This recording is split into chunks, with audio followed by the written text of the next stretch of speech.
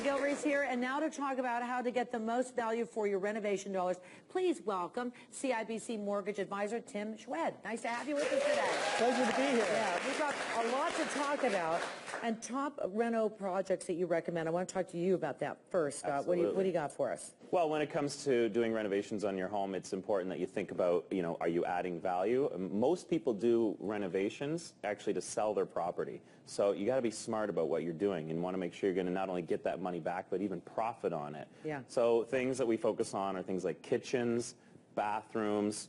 Flooring is so important, so important. Hardware is something I talk about a lot with people, like door hardware, cabinetry hardware, light fixtures, faucets. Updating those things. Updating all those things.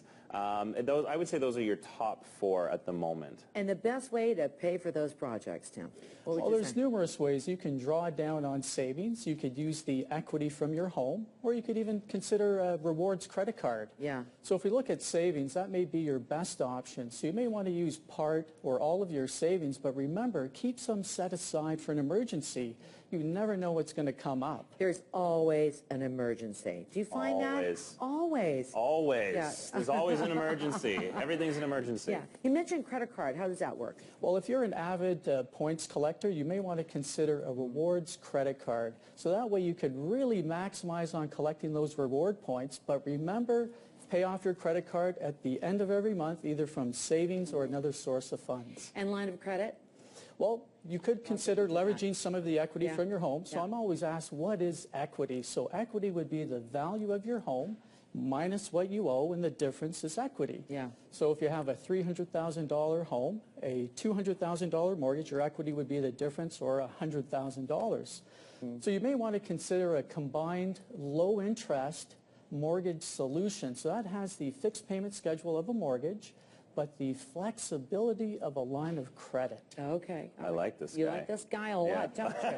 You like the word flexibility. Yeah. Well, yeah, I mean, you're really hitting all the marks as an investor and somebody who's always trying to help people save as much money as possible. That low interest is exactly what you were saying, being able to have a product where you can use equity. Equity in your home is typically the lowest financed funds you can get. That's right. Yeah. So when it comes to these credit cards, get the points, but make sure you have something set up, right? That's right, to pay off the credit card. So you really want to maximize on the points. Okay, now last question I want to ask you. How much of an emergency fund should you have?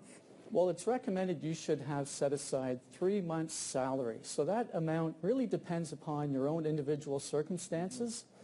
So what we recommend that you do, why not get some financial advice, speak to an advisor so they could help determine what's right for you. But a common approach for setting up or setting aside money for an emergency fund, take a predetermined amount. Have that deducted right off your paycheck. So you don't have to worry about it. You don't have to worry about it. Right. Set it and forget it. And now that money goes directly into your emergency fund. Good. And before you know it, you'll have a nice amount of money set aside. And you can earn interest on that emergency fund, That's right. So shop around for the best rate.